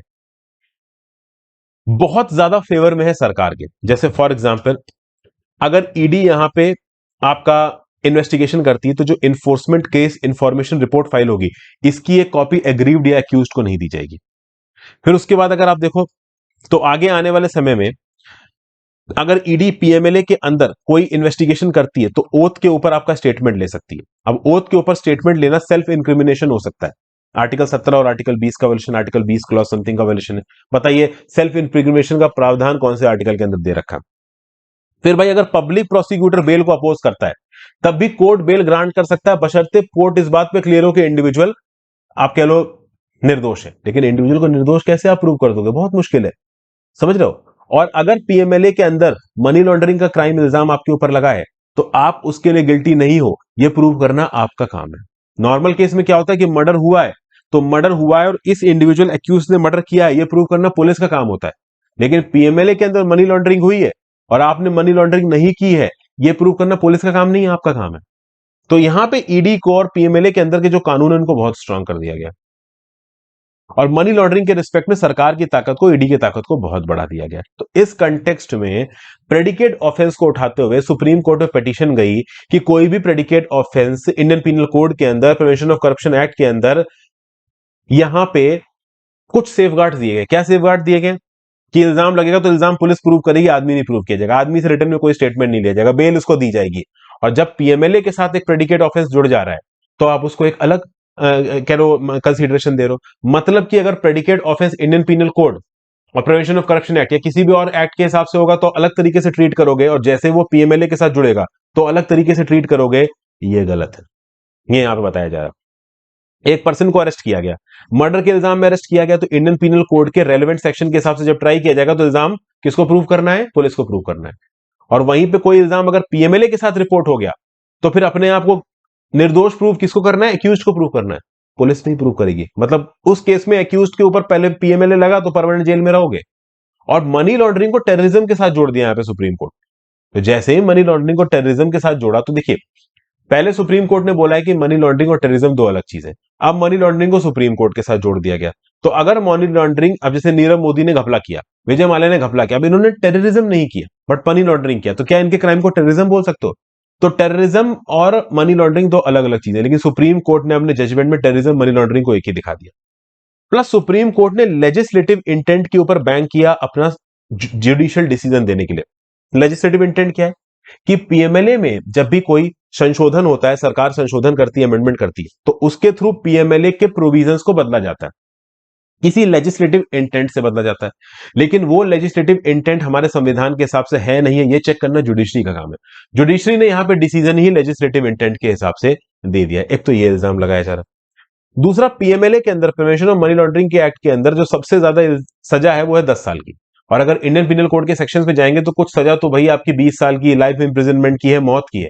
तो उस कंटेक्स्ट में जब मौत की सजा को ट्राई किया जाएगा तो सजा प्रूव करने के लिए पुलिस रिस्पॉन्सिबल है। और जब पीएमएलए के अंदर 10 साल तक की सजा को ट्राई किया जाना है तो सजा प्रूव करने की रिस्पॉन्सिबिलिटी किसके ऊपर है? एक्यूज्ड के ऊपर है। तो ये एक आप कह लो बहुत ज्यादा बड़ा कॉन्ट्रोवर्शन निकल के आ रहा है जिसको यहां पे क्वेश्चन किया जा रहा है। ठीक है।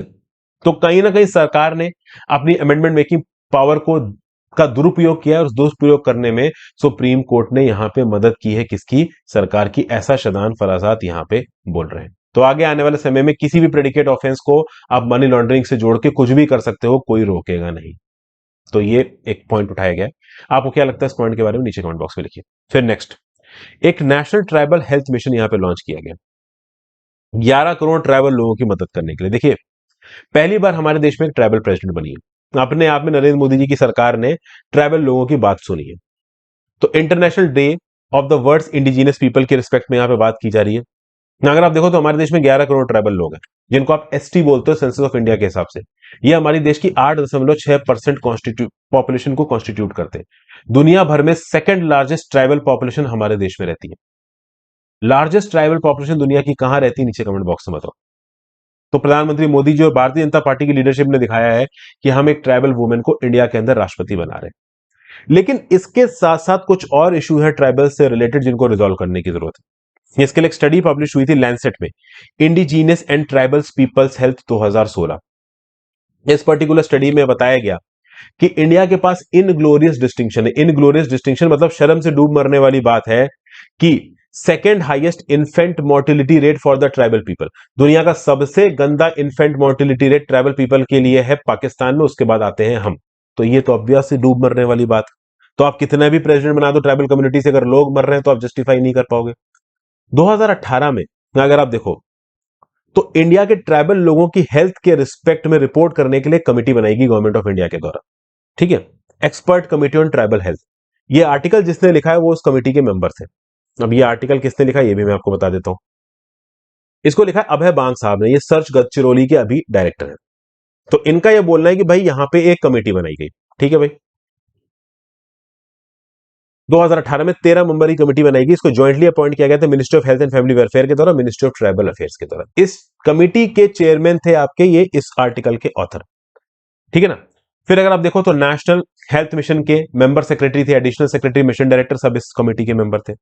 ओवरऑल इस कमेटी ने आप कह लो बहुत डिटेल में एनालिसिस की और फाइनली अपना रिजल्ट दिया। रिजल्ट क्या था वो रिजल्ट यहां पे बताया गया। पहला, इंडिया के अंदर जो ट्राइबल लोग हैं वो 809 ब्लॉक्स में कंसंट्रेटेड है। इन ब्लॉक्स को शेड्यूल्ड एरियाज बोला जाता है। लेकिन हमारी देश की आधी ट्राइबल आबादी लगभग 5.5 करोड़ लोग शेड्यूल्ड एरियाज के बाहर रहते हैं। अगर ट्राइबल लोग शेड्यूल्ड एरियाज के बाहर रहेंगे तो वो एक माइनॉरिटी में आ जाएंगे, एक वुलनरेबल लॉट में आ जाएंगे, एक पावरलेस एंटिटी में आ जाएंगे जिनकी मदद करना काफी मुश्किल हो जाएगा। तो ये एक बड़ी प्रॉब्लम थी। दूसरी, जो हेल्थ स्टेटस है ट्राइबल लोगों का वो पिछले 25 सालों में इंप्रूव हुआ है। जैसे कि फॉर एग्जांपल 1988 में जो अंडर 5 चाइल्ड मोर्टिलिटी रेट था ट्राइबल लोगों के बीच में 135 था एनएफएचएस 1 में। एनएफएचएस 4 2014 में 57 हो गया, अच्छी बात है। लेकिन अगर आप अंडर 5 मोर्टिलिटी की बात करें एसटीज में, शेड्यूल्ड ट्राइब्स में, तो जो एक्सेस डेथ्स है ना वो बढ़ी है। अगर आप देखो नॉर्मल कर केसेस में ट्राइबल बच्चों में जो माइल्ड न्यूट्रिशन का इंसिडेंस है वो है 28%, ट्राइबल्स में 42%। तो नॉर्मल पॉपुलेशन में माल न्यूट्रिशन बच्चों में 28%, ट्राइबल्स में 42%। मलेरिया और ट्यूबरकुलोसिस की बात करिए तो ट्राइबल लोग नॉर्मल लोगों से 3 से 11 गुना ज्यादा वनरेबल है। मतलब अगर नॉर्मल लोगों में जितने लोगों को मलेरिया ट्यूबरकुलोसिस है, ट्राइबल में 3 से 11 गुना लोगों को मलेरिया ट्यूबरकुलोसिस होगा। अगर आप देखो तो ये जो ट्राइबल लोग हैं एसटीज है जो कि हमारी पॉपुलेशन का 8.6% बनाते हैं, आधे अगर आप देखो जो मलेरिया डेथ्स है देश की वो इन ट्राइबल लोगों के बीच में होती है। तो फिर हम कैसे कह सकते हैं कि हम ट्राइबल लोगों को एम्पावर कर रहे हैं? आज भी माल न्यूट्रिशन, मलेरिया, मोर्टिलिटी ये हमारे ट्राइबल लोगों को अफेक्ट कर रही है। अभी भी non communicable disease, hypertension, diabetes बहुत हद तक हो रहे हैं ट्राइबल लोगों के अंदर। मेंटल हेल्थ प्रॉब्लम जैसे कि डिप्रेशन से ये अफेक्टेड है, जिससे कैंसर हो सकता है। एडिक्शन हो रहा है, सुसाइड से अफेक्टेड है। तो ट्राइबल लोगों के सामने प्रॉब्लम्स बहुत ज्यादा है। और ये जो ट्राइबल्स है government run public health care institutions के ऊपर डिपेंडेंट है। और ये जो पब्लिक हेल्थ केयर इंस्टीट्यूशंस हैं ये 27 से 40% कम है। अगर आप देखो तो ट्राइबल एरियाज में मेडिकल डॉक्टर्स की 33% टू 84% डेफिसिट है। ह्यूमन रिसोर्स की तरह इनके पास पहुंचाया जाए वो पहुंच ही नहीं पा रहा है। लोकल लेवल पे ट्राइबल लोगों की बातें सुनने के लिए किसी के पास समय ही नहीं है। सुन भी रहे हैं तो ग्राउंड लेवल पे इंप्लीमेंटेशन नहीं होता है। एक ऑफिशियल पॉलिसी बनाई गई थी, एक एडिशनल फाइनेंशियल आउटले की बात की गई जिसको बोला गया था ट्राइबल सब प्लान। ट्राइबल सब प्लान ये बोल रहा था कि एक स्टेट में जितनी भी शेड्यूल्ड ट्राइब की आबादी है उसके लिए एक्स्ट्रा पैसा एलोकेट किया जाएगा। 2015-16 में ऐसा बोला गया था कि कुछ एनुअली 15,000 करोड़ रुपए एक्स्ट्रा पैसा खर्च किया जाएगा, बट कोई पैसा यहां पे खर्च नहीं हुआ। सिर्फ बातें होती हैं, सिर्फ कागजी कार्रवाई होती है, ग्राउंड लेवल पे यहां पे कुछ भी नहीं होता है। सरकार ने कमेटी से बोला था एक रोड मैप बनाओ ट्राइबल्स फ्यूचर के लिए। कमेटी ने रोड मैप बना के दिया, क्या सरकार ने उसके ऊपर अटैक एक्ट किया? यह बताया जा रहा है कि उस समय जो जेपी नड्डा साहब थे उन्होंने बोला था कि जो भी इस कमेटी की रिपोर्ट है वो धूल नहीं खाएगी, इसको हम ग्राउंड लेवल पे इंप्लीमेंट करेंगे। बट ऐसा कुछ भी ग्राउंड लेवल पे इंप्लीमेंट नहीं हुआ। कमेटी ने बोला क्या था? कमेटी ने बोला था कि एक national tribal health action plan लेके आइए जिससे आगे आने वाले समय में अगले 10 सालों में अलग अलग स्टेट्स में ट्राइबल्स की हेल्थ और हेल्थ केयर को इंप्रूव किया जा सके। दूसरा, कमेटी ने 80 मेजर्स रिकमेंड किए थे। 10 प्रायोरिटी हेल्थ प्रॉब्लम्स को आइडेंटिफाई किया गया था। हेल्थ केयर गैप को कम करने की बात की गई थी, गवर्नेंस प्रॉब्लम को इंप्रूव करने की बात की गई थी, ह्यूमन रिसोर्स गैप को कम करने की बात की गई थी। फिर कमेटी ने एडिशनल मनी को एलोकेट करने की बात की थी ताकि per capita government health expenditure tribal लोगों के ऊपर बढ़ सके। 2.5% पर कैपिटा जीडीपी ओवरऑल आ सके इन ट्राइबल लोगों के लिए। 4 साल हो चुके हैं इस रिपोर्ट को आए हुए। 8 अगस्त 2018 को रिपोर्ट आई थी। अभी तक सरकार ने इसके ऊपर कोई प्रॉपर कंसोलिडेटेड एक्शन नहीं लिया है। अभी भी ट्राइबल कम्युनिटी सरकार के एक्शंस का इंतजार कर रही है। तो कब सरकार जगेगी? ऐसा नहीं है सरकार कुछ भी नहीं कर रही। जैसे कि for example sickle cell disease, अभी जो सिकल सेल डिजीज है ट्राइबल्स के अंदर 5 से 10 लाख केस हैं, तो इस सिकल सेल डिजीज को सॉर्ट आउट करने के लिए सरकार स्टेप ले रही है। लेकिन सिर्फ एक चीज को सॉर्ट आउट नहीं करना है, कंसोलिडेटेडली सारी चीजों को सॉर्ट आउट करना है। तो जो कमिटी बनाई गई थी उसकी रिकमेंडेशन को माना जाए तो कुछ किया जा सकता है। फाइनेंशियल ऑटोनॉमी से रिस्पेक्ट में जो आर्टिकल है इसको मैं अलग से डिस्कस नहीं कर रहा हूं, ठीक है ना। आगे बात करते हैं इन तमिलनाडु बीजेपी स्ट्रेटेजिक मूव। देखिए यहां पे क्या बताया जा रहा है, ये बेसिकली पॉलिटिकल आर्टिकल है। क्या बताया जा रहा है कि तमिलनाडु के अंदर बीजेपी एंट्री मारने की कोशिश कर रही है, अपनी धाक बनाने की कोशिश कर रही है। तमिलनाडु की पॉलिटिक्स बहुत हद तक बाइपोलर है। केवल द्रविड़ मुनेत्र कजागम और ऑल इंडिया अन्ना द्रविड़ मुनेत्र कजागम, द्रविड़ मुनेत्र कजागम के ही सीएम है एम के स्टालिन साहब, और एआईएडीएमके के लीडर है पनीर सेल्वम साहब। हालांकि पनीर सेल्वम और उनके जो डेप्यूटी हैं उनके बीच में लड़ाई होती रहती है पलाना जी के बीच में। हालांकि अभी के लिए देखा जाए तो दो main political parties DMK AIADMK. BJP घुसने की कोशिश कर रहा है। बीजेपी की जो स्टेट पार्टी प्रेसिडेंट है ना के अन्नामलाई, ये बीजेपी की आप कह लो इंपॉर्टेंस को पॉइंट आउट करने की कोशिश कर रहे हैं तमिलनाडु की पॉलिटी में। एक मिशन साउथ लेके चल रहा है बीजेपी ओवरऑल साउथ इंडिया में। हैदराबाद में भी एग्जीक्यूटिव मीटिंग हुई बीजेपी की। प्राइम मिनिस्टर किस हद तक तमिलनाडु के लोगों के लिए काम करना चाहते हैं, समय समय पे बीजेपी का जो ऑर्गेनाइजेशन है तमिलनाडु में वो लोगों के सामने लेके बात करता रहता है। तो जो अन्नामलाई बीजेपी के बिहाफ पे प्रेसिडेंट है तमिलनाडु में, वो हर डिस्ट्रिक्ट में टूरिंग करते रहते हैं, पार्टी फंक्शनरीज से मिलते रहते हैं, लोगों के साथ मिंगल करते रहते हैं। एक प्रॉपर पीआर होती है, जगह जगह पे लोगों की जो परेशानियां है इसको आइडेंटिफाई करने की कोशिश करते रहते हैं। तमिलनाडु के लोगों के लिए प्राइम मिनिस्टर साहब क्या कर रहे हैं इस बात को पॉइंट आउट करने की कोशिश करते रहते हैं। अभी रिसेंटली अगर आप देखो तो जो फॉर्मर चीफ मिनिस्टर थे के करुणानिधि, एम करुणानिधि, ये डीएमके के ही थे। इनके नाम पे तिरुवारूर में एक टेंपल कार स्ट्रीट करी जा रही थी, लेकिन बीजेपी ने ग्राउंड लेवल पे जब प्रोटेस्ट किया तो इस पर्टिकुलर स्टेप को पीछे लिया गया। तो बेसिकली लोगों से जुड़ के लोगों की परेशानियों को पॉइंट आउट करके बीजेपी जो डीएमके और एआईडीएमके पार्टीज इनको काउंटर कर रही है। तो डोमेस्टिक एलपीजी सिलेंडर के जो दाम बढ़ रहे हैं, फ्यूल प्राइसेस के जो दाम बढ़ रहे हैं, इसके रिस्पेक्ट में बात की जा रही है। डीएमके ने अपने मैनिफेस्टो में बोला था कि पेट्रोल प्राइस को 5 रुपए प्रति लीटर कम करेंगे, इन्होंने 3 रुपए प्रति लीटर तक कम किया भी है। डीजल को 4 रुपए प्रति लीटर कम करेंगे, एलपीजी पे 100 रुपए प्रति गैस सिलेंडर कम करेंगे। पर क्या ऐसा हुआ है? इस बात को समय समय पर बीजेपी तमिलनाडु में पॉइंट आउट करता रहता है। फिर एक ईयर लॉन्ग पदयात्रा प्लान कर रहे हैं अन्नामलाई जी 2023 में, सपोर्ट को अपनी तरफ खींचने के लिए। अगर आप देखो तो तमिलनाडु के अंदर 2024 के पार्लियामेंट्री इलेक्शंस के लिए एमपीज और यूनियन मिनिस्टर्स अपॉइंट किए गए। इन यूनियन मिनिस्टर्स का काम है कि वो तमिलनाडु के अंदर ग्राउंड लेवल पे जाके लोगों से एंगेज करेंगे, लोगों से बातचीत करेंगे, लोगों की परेशानियों को समझने की कोशिश करेंगे। ग्राउंड लेवल पे बीजेपी को एंटी तमिलनाडु ना समझा जाए, इसकी कोशिश यहां पे बीजेपी करने की कोशिश कर रहा है। अब ये कोशिश किस हद तक सक्सेसफुल होगी नहीं होगी, ये तो भाई देखिए आगे आने वाले समय में ही पता चल पाएगा। फिर next article, new hopes on the new vice president of India and parliamentary democracy. Jagdeep Dhankhar साहब हमारे 14वें राष्ट्र उपराष्ट्रपति बन गए हैं, ठीक है ना। वेंकैया नायडू जी का टर्म खत्म हो गया, बने हैं कौन? आपके जगदीप धनखड़ साहब। 710 वैलिड वोट्स में से इनको 528 वोट मिले। सबसे खास बात यह थी कि जगदीप धनखड़ साहब ने जिसकी नींदें उड़ा दी थी तृणमूल कांग्रेस की सरकार ने, उन्होंने जगदीप धनखड़ साहब के अगेंस्ट वोट नहीं किया। जो अपोजिशन कैंडिडेट था मार्गरेट एल्वा, जिनको 182 वोट्स मिले, इसके फेवर में भी वोट नहीं किया तृणमूल कांग्रेस ने। तृणमूल कांग्रेस ने बोला कि जो अपोजिशन है उसने मार्गरेट एल्वा को नॉमिनेट करने से पहले हमसे बातचीत ही नहीं। तो यहां पे तृणमूल कांग्रेस पीछे हट गई, उन्होंने वोट डाला ही नहीं। वोट डाला ही नहीं तो जीत कौन गई? अरे डाल भी देते तो भी धनखड़ साहब ही जीतते हैं, मैं आपको बता दूं।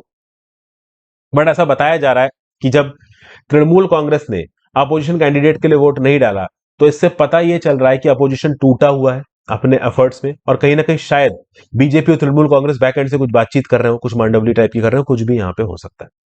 धनखड़ जी की बात की जाए तो पहले जनता दल के साथ जुड़े रह चुके हैं, कांग्रेस के साथ जुड़े रह चुके हैं। इन्होंने भारतीय जनता पार्टी ज्वाइन की 2030। राजस्थान के जाट लीडर है ये, वेस्ट बंगाल के गवर्नर रहे हैं ये, और कहीं ना कहीं वेस्ट बंगाल के जब गवर्नर थे तो तृणमूल कांग्रेस के साथ ममता बनर्जी की के साथ अक्सर कर इनकी बहस होती नजर आती थी। इनके ऊपर इल्जाम था कि उन्होंने गलत प्रकार से गवर्नर का रोल प्ले किया वेस्ट बंगाल के अंदर, अपोजिशन ये इल्जाम लगाता था। अब तो खैर ये वाइस प्रेसिडेंट यहां पे बन गए। तो वाइस प्रेसिडेंट बन गए तो इनसे यही उम्मीद की जाएगी कि as a chairman of Rajya Sabha ये क्रिटिकल रोल प्ले करें, सरकार और अपोजिशन के बीच में एक ब्रिज की तरह ये यहां पे काम करें। ओवरऑल राज्यसभा के अंदर एक न्यूट्रल तरीके से राज्यसभा के चेयरमैन का काम करने की कोशिश करें। बीजेपी और अपोजिशन पार्टीज के बीच में जो लड़ाई की स्थिति आ रखी है इसको बातचीत से सॉर्ट आउट करने की कोशिश करें। ये सब एक्सपेक्ट किया जा रहा है किसके साथ? जगदीप धनखड़ साहब के द्वारा। जगदीप धनखड़ साहब के साथ यह भी एक्सपेक्ट किया जा रहा है कि वो अपने कॉन्स्टिट्यूशनल रोड में अपॉलिटिकल मतलब न्यूट्रल तरीके से काम करें, किसी पॉलिटिकल पार्टी को सपोर्ट करते नजर ना आए, तब जाके वो ग्राउंड लेवल पे पार्लियामेंट्री डेमोक्रेसी को इंप्लीमेंट कर पाएंगे, एग्जीक्यूट कर पाएंगे। ये सब बातें बोली जा रही है। हालांकि बहुत सारे एक्सपर्ट्स ये भी बोल रहे हैं कि ये बीजेपी की बिहाफ पे काम करेंगे। तो अलग अलग लोग अपने अपने हिसाब से इस न्यूज के बारे में बात कर रहे हैं। फिर आ जाते हैं अपने आखिरी आर्टिकल की तरफ, a law without a flaw on availing abortion services. भाई सुप्रीम कोर्ट ने अनमैरिड वुमेन को भी मैरिड वुमेन के बराबर यहां पे ताकत दे दी। कई कई बार क्या होता है कि सरकार के जो नियम कानून बनाए जाते हैं वो थोड़े से इनसेंसिबल होते हैं, थोड़े से आप कह लो बायस्ड होते हैं। तो उस बायसनेस को दूर करना किसका काम है? तो वो काम है सुप्रीम कोर्ट का। सुप्रीम कोर्ट ने कुछ ऐसा ही यहां पे किया। जैसे कि देखिए, पहले क्या था, medical termination of pregnancy act 1971 जब आया और जब 2003 में उसमें रूल्स निकाले गए, तो ये बोला गया कि भाई 20 हफ्ते तक, फिर 20 हफ्ते के बाद बहुत सारे ब्रैकेट्स यहां बने हुए थे और उन ब्रैकेट्स में मैरिड वुमेन अबॉर्शन करा सकती थी। लेकिन फिर आया एमटीपी अमेंडमेंट एक्ट 2021 और उसमें बोला गया कि 20 हफ्ते तक एक अनमैरिड वुमेन भी अबॉर्शन करा सकती है। लेकिन अगर 20 से 24 हफ्ते के बीच में अबॉर्शन करवाना है तो एक मैरिड वुमेन ही अबॉर्शन करवा सकती है, एक अनमैरिड वुमेन अबॉर्शन नहीं करवा सकती। अब इस बीच में दिल्ली हाईकोर्ट यहां शायद दिल्ली हाईकोर्ट में केस पहुंचा था, एक लेडी पहुंची वहां पे और उसने जाके दिल्ली हाईकोर्ट से बोला कि साहब मेरे लवर ने मुझे एंड टाइम पे छोड़ दिया है और मैं अनमैरिड हूं, मेरी शादी नहीं हुई, तो चूंकि मेरे लवर ने मुझे छोड़ दिया है तो मैं इस बच्चे की रिस्पॉन्सिबिलिटी नहीं उठा पाऊंगी, मुझे अबॉर्शन करने की परमिशन दी जाए। 20 हफ्ते क्रॉस हो चुके थे उसके प्रेगनेंसी के। दिल्ली हाईकोर्ट ने मना कर दिया। दिल्ली हाईकोर्ट ने बोला कि तुम यार अपने रोमांस में पड़ के, ठीक है ना, ठीक से डिसीजन ले नहीं पाते हो, बाद में एक बच्चे को मार रहे हो जो कि पूरा एक लाइफ में कन्वर्ट हो चुका है, तो ये नहीं हो पाएगा। बच्चा पैदा करो, बच्चे की रिस्पॉन्सिबिलिटी राज्य की सरकार को दे देंगे, तुम्हें पालने की जरूरत नहीं। ये लेडी पहुंची सुप्रीम कोर्ट के पास। सुप्रीम कोर्ट ने बोला ऐसा नहीं हो पाएगा। अगर वो लेडी अनमैरिड है तो भी वो अबॉर्शन कर सकती है। सुप्रीम कोर्ट का जजमेंट बेसिकली ये बोल रहा है कि चाहे 20 से 24 हफ्ते हो, चाहे 24 हफ्ते से ज्यादा हो, अगर लेडी अनमैरिड है तो भी वहां पे अबॉर्शन कर सकती है। बेसिकली वो शादीशुदा है या शादीशुदा नहीं है, इस बात पे कभी भी उस लेडी के अगेंस्ट कोई वो नहीं किया जाएगा, डिस्क्रिमिनेशन नहीं किया जाएगा कि हाँ भाई उसको अबॉर्शन कराना है कि नहीं कराना है। हालांकि मैं आपको बता दूं, 20 से 24 हफ्ते में कुछ शर्तें दी गई हैं, ठीक है ना, कि रेप इंसेस्ट की वजह से बच्चा पैदा हुआ है, ठीक है ना, एक माँ की दिमागी हालत ठीक नहीं है, उसकी जान को खतरा है। 24 हफ्ते के बाद अगर आपको अबॉर्शन करवाना है तो फीटल एनोमली के चलते ही आप अबॉर्शन करवा सकते हो। तो सुप्रीम कोर्ट ने अपने जजमेंट के चीज थ्रू एक चीज तो यहां पे देखो बिल्कुल सही कर दी है। वो क्या सही की है? कि भाई अगर आप अबॉर्शन की परमिशन दे रहे हो या मान लो आप अबॉर्शन की परमिशन नहीं दे रहे हो, तो आप वुमेन को कैटेगराइज नहीं करोगे। इस बेसिस पे तो बिल्कुल कैटेगराइज नहीं करोगे कि वो वुमेन मैरिड है या नहीं है। इस केस में पार्टनर का मतलब ये नहीं है कि वो मैरिड पार्टनर हो, अगर वो बॉयफ्रेंड भी है और अगर शादी नहीं हुई है तो उस केस में भी वुमेन को पूरा अधिकार है कि वो अबॉर्शन करवा सकती है। लेकिन जब इस लेडी के केस में डिसीजन सुनाया गया ना दिल्ली हाईकोर्ट के बाद, तब डिसीजन को कॉम्प्रिहेंसिव तरीके से नहीं सुनाया गया। कॉम्प्रिहेंसिव तरीके से सुप्रीम कोर्ट की एक बेंच बैठी जिसको लीड कर रहे थे जस्टिस डीवाई चंद्रचूड़ साहब और जेबी पारदीवाला साहब। उन्होंने बोला कि भाई मेडिकल अबॉर्शन में एक लेवल प्लेइंग फील्ड होना चाहिए। 20 से 24 हफ्ते की बात हो चाहे 24 हफ्ते से ज्यादा की बात हो, एक बात बिल्कुल क्लियर है। देखिए, जो नियम कानून सरकार ने बनाए हैं कि हाँ भाई इन इन शर्तों के हिसाब से अबॉर्शन होगा, वो नियम कानून बिल्कुल सही है। लेकिन कोई भी अबॉर्शन की रिक्वेस्ट को इस बेसिस पे एसेस नहीं किया जाएगा कि लड़की शादीशुदा है या नहीं है। लड़की शादीशुदा हो चाहे शादीशुदा ना हो, अबॉर्शन की रिक्वेस्ट आपको मेरिट पे लेनी है। आप इस बेसिस पे अबॉर्शन रिजेक्ट नहीं कर सकते कि वो लड़की शादीशुदा नहीं है। तो बेसिकली सुप्रीम कोर्ट ने यहां पे एक फॉरवर्ड लुकिंग इंटरप्रिटेशन लिया है लॉ का, एक लिबरल व्यू लिया है यहां पे लॉ का सुप्रीम कोर्ट ने, और जो लॉ में प्रेजेंट एनोमलीज थी इनको सुप्रीम कोर्ट ने पूरी तरीके से हटा दिया। समझ गए?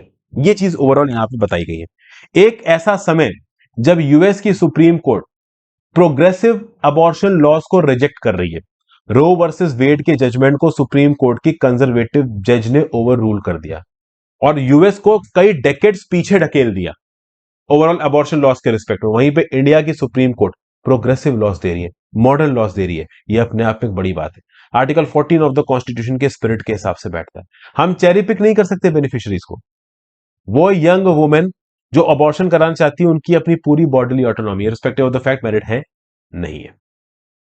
तो ये ओवरऑल पूरा का पूरा डिस्कशन था दोस्तों। आई होप आपको डिस्कशन समझ में आया हो, पसंद आया हो।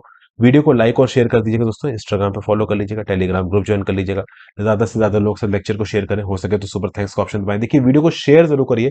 जितना ज्यादा आप वीडियोस को शेयर करते हो उतना यूट्यूब की एल्गोरिदम इसको रिकमेंड करती है, उतना ही ज्यादा यूजफुल हो जाती है ये videos. Thank you for watching friends. ध्यान रखिए अपना, पढ़ते लिखते